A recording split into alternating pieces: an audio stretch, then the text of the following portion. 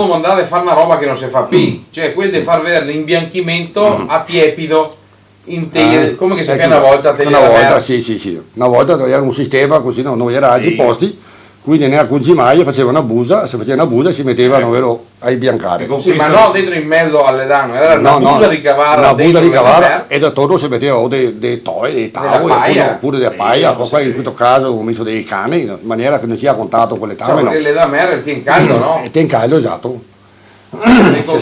Ogni 2 giorni bisogna tirarli fuori e bagnarli, perché le tame è caldo e li asciuga, capito? Questi primi che in bianchi bisogna stare molto attenti perché nel giro delle 24 ore poteva marcire qua. No? Per se caldo? Perché è tanto caldo. Allora se per caso piove bisogna avere l'avvertenza del querza sopra, se no non vero vaso del sporco, dell'acqua sporca, dalle tame, no? Perché bisogna questo, perché la notte si giassa, se no. E stare attenti ogni giorno, ogni 2 giorni massimo bisogna stare attenti e guardarlo, stare trio bene. Era il sistema vecchio tanti anni fa. No? Tipo il sistema che li mettendo su una bomba tutti quanti col vertice verso il centro in maniera da poter bagnarli, li bagna tutti. Bagnarli, sì, esatto. Il tempo, toccava bagnarli. Non so se avete trovato anche a te. Un masso a volta. Ecco, bisogna coprirli perché sennò ti si giassa. Sì.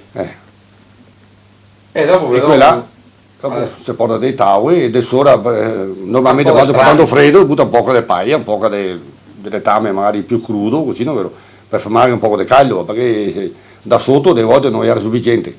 Allora ho detto qua fare la busa ermetica in maniera, ecco là, no? La busa ermetica in maniera non non passasse il freddo, e poi però in questo sistema qua, se per caso non veniva tanto freddo, bisogna stare molto attenti, ogni giorno bisogna avversarli e guardare, è un lavoro lavorando.